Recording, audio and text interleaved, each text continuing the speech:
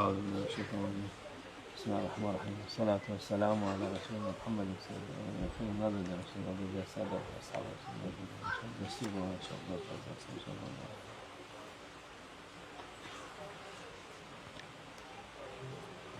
قال رسول الله صلى الله عليه وسلم: ثلاث أقسم عليهن ما نقص مال قط من صدقة فتصدقوا ولا عفا رجل عما ظلمها إلا رد زاده الله تعالى فيه عزا فاعفوا يزدكم الله عزا ولا فتح رجل على نفسه باب مسألة يسأل الناس إلا فتح الله عليه باب فقر. Peygamber sallallahu aleyhi ve sellem buyuruyor ki, üç şeyden gerçekliğine yemin ederim. Üç şeyin gerçekliğine yemin ederim. Peygamber sallallahu aleyhi ve sellem bu üç şeyin gerçek olarak Peygamber sallallahu aleyhi ve sellem yemin ediyor. Birincisi, hiçbir mal sadakadan dolayı eksilmemiştir. Yani sadaka verdiğinde mesela malım eksildi, param eksildi diye söyleyen yalan söylemiştir. Çünkü Peygamber sallallahu aleyhi ve sellem sadıktır, başka şey söylemez. Sadaka veriniz diyor. Bir kul kendisine yapılan bir haksızlığı affederse mutlaka Allah bununla onun izzetini artırır. Yani bir haksızlığa uğratır, bir haksızlık yapmışlar, onu affeder, Allah'a havale eder. Allah ona izzetini artırır. Affedin ki Allah sizi aziz kılsın. Yani sizi affederseniz siz aziz kılarsınız. Affetmezseniz bir fayda olmazsa da adamın yaptığı da size kâr kalır, onunla kalır. Bir kimse kendisine dilencilik kapısı açarsa Allah da mutlaka ona bir yoksulluk kapısı açar. Yani başkalarından para dilenirse, şey yaparsa o da fakirliğe sebep olur. Kâle Resulullah sallallahu aleyhi ve sellem: ثلاث أعلم أنهن حقا ما عفى امرؤ عن مظلمة إلا زاده الله تعالى بعزة وما فتح رجل على نفسه باب مسألة يبتغي بها كثرة إلا زاده الله تعالى بها فقرا وما فتح رجل على نفسه باب صدقة يبتغي بها وجه الله تعالى إلا زاده الله كثرة. Peygamber sallallahu aleyhi ve sellem buyuruyor ki, şu üç şeyin gerçek olduğunu bilirim. Birincisi, kişi kendisine yapılan bir haksızlığı affederse Allah bundan dolayı mutlaka onun izzetini artırır. Yani haklıysa, başkası ona zulmettiyse onu aldırmazsa, onu kendine şey yapmazsa muhakkak o ona aziz olur, yükselir o şeyden, o derecesi yükselir. Kişi malını artırmak niyetiyle kendisine bir dilencilik kapısı açarsa Allah bu yüzden mutlaka onun fakirliğini artırır.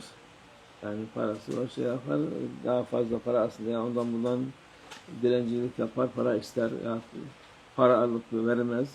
O da kazanç değil, fakirliğe sebep olur.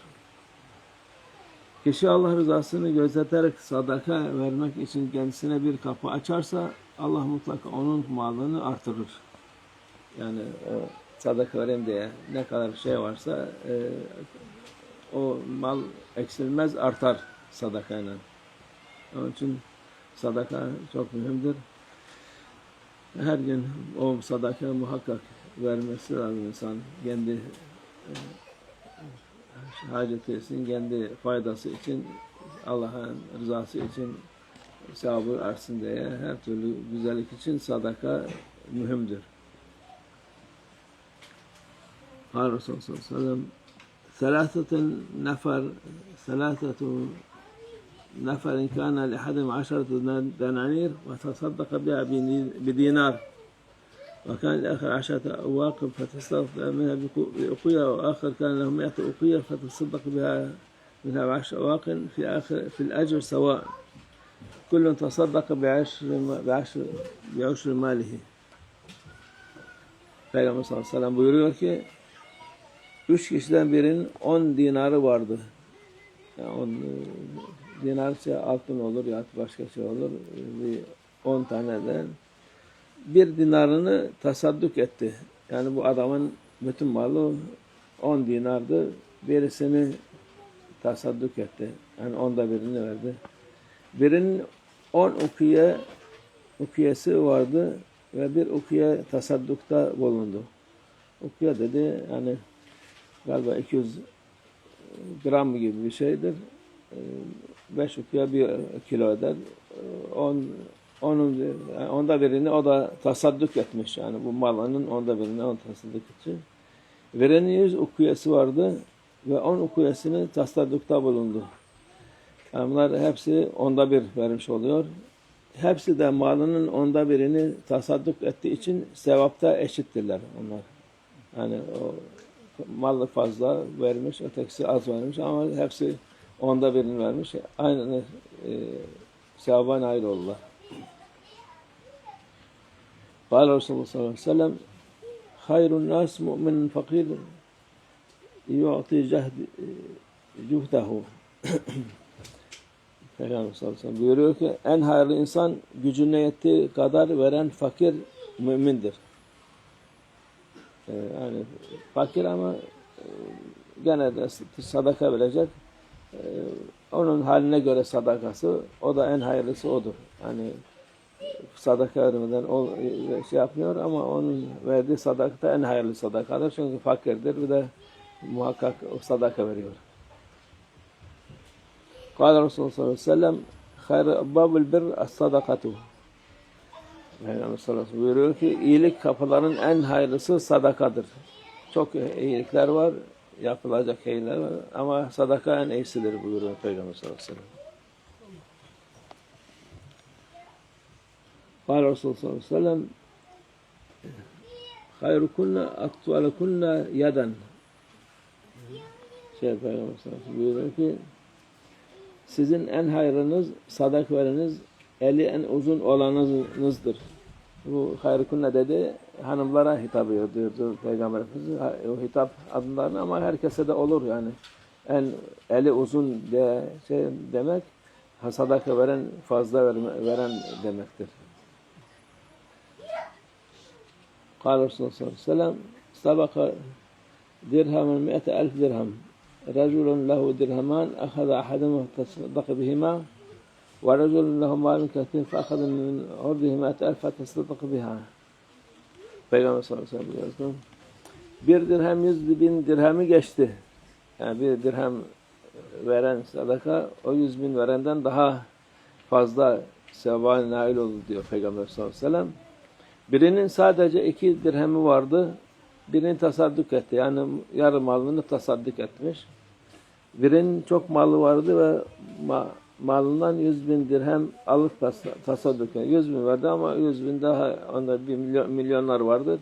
Onun için bu bir dirhem o 100.000 dirhemden daha sevaba nail olmuş insan olur.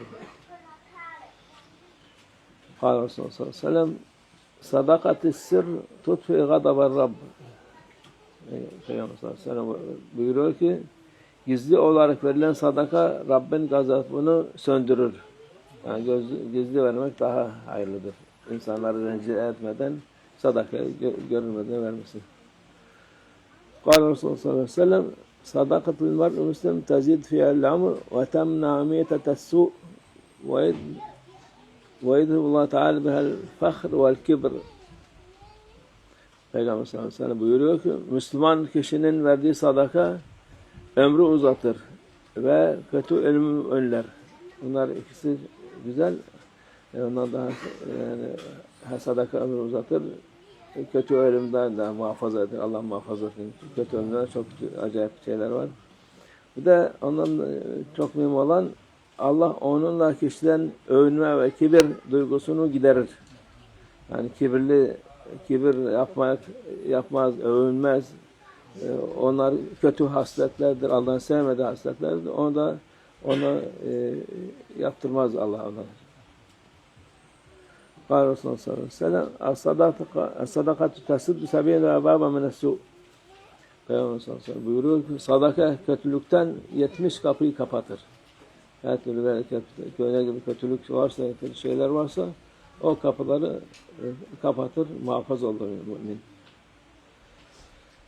قال Resulullah sallallahu aleyhi ve sellem Es-sadakatu temna'u mitetes-su.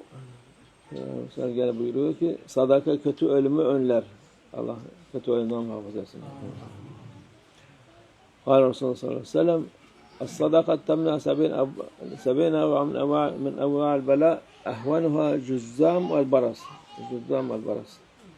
Peygamber sallallahu aleyhi ve sellem sadaka en küçüğü cüzzam ve sedef alaca hastalığı olmak üzere etmiş bela kapısını kapatır. Yani sadakanın faydası çok büyüktür. İnsanlar o kadar ehemmiyet vermiyor. Lüzumsuz şeylere para verir. Bir kuruş hayrımsız için para verecekse ne için bu kadar verdim yoksa şey yaptım diye düşünür. Allah muhafaza etsin. Allah sadaka verenlerden eylesin inşallah. Sadaka Resulullah ve kâle kâmâ kâle. Zâbe ve şerefin Nebi sallallahu aleyhi ve sellem ve sahabe-i kiram ve ilâ arvâh meşâihina âbâina ummahâtina muhtemmatin sabbitin harasına khâsatan nahnu hâdâ civarın Hüseyin meşâihina fıtarıkna yani khâsat İmam-ı Tarika ve Raftan Khalifa Khâca Bahâuddin Muhammed ve Veysel Bukhari Seyyidina Abdülkadir Rızvani Mevlana Şah Şarafdin Dağısani مولانا شاء الله فاز دارسان وشاء محمد الحقاني وما نحن في حضرته وجواره حسين الأفندي والخلفاء جملة من جيش مشتاق الله شن هاي الوجه إن شاء الله يمدر دفع المصير إيمان وذاك وتوفيق الله تعالى الفاتحة